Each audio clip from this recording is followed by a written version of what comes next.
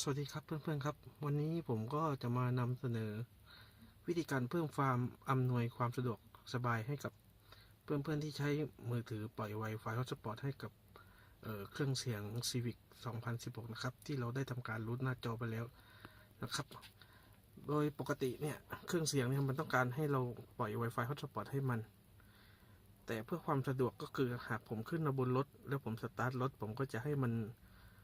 ทำการปล่อย Wi-Fi Hotspot อัตโนมัติโดยไม่ต้องมาปล่อยเองนะครับและหากว่าผมดับเครื่องยนต์เนี่ยก็ให้มันเลิกปล่อย Wi-Fi Hotspot นะครับเดี๋ยวผมจะลองเทสดูนะครับตอนนี้นะครับเครื่องเสียงมือถือนะครับตรงนี้มือถือมันยังไม่ได้ปล่อย Wi-Fi Hotspot นะครับผมจะสตาร์ทเครื่องนะครับผมตอนนี้ผมปล่อยสตาร์ทเครื่องครับรอสักครู่นะครับให้มันทำการต่อบลูทูธก่อนนะครับให้มันต่อบลูทูธกับรถยนต์นะครับตรงนี้มันสตาร์ทเครื่องไปก่อน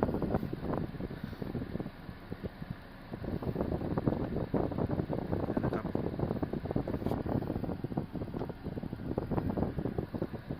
ตอนนี้มันต่อบลูทูธแล้วมันก็จะทำการปล่อย Wi-Fi Hotspot ให้กับเครื่องเสียงนะครับ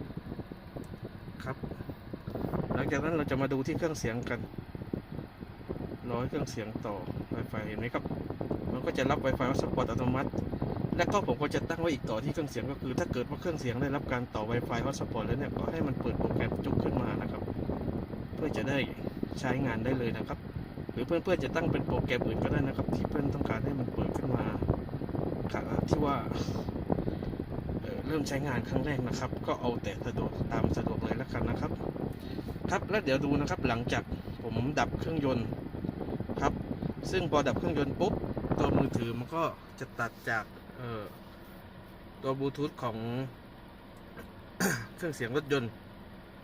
ผมก็จะให้มันปิด Wi-Fi Hotspot แต่มันจะมีเงื่อนไขอยู่ว่าสมมติว่าผมออกไปข้างนอกแล้วผมก็ต้องการใช้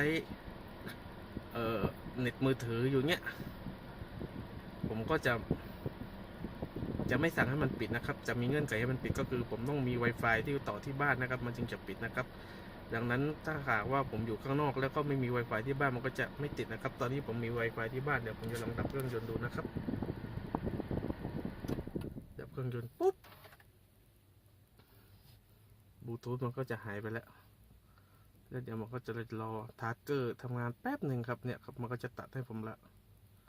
แล้วมันก็จะกลับไปต่อ Wi-Fi ที่บ้านให้โดยอัตโนมัตินะครับนี่ถือเป็นความสะดวกสบายอย่างหนึ่งครับที่นำมาเสนอให้เพื่อนๆได้รับชมกันก็ลองไป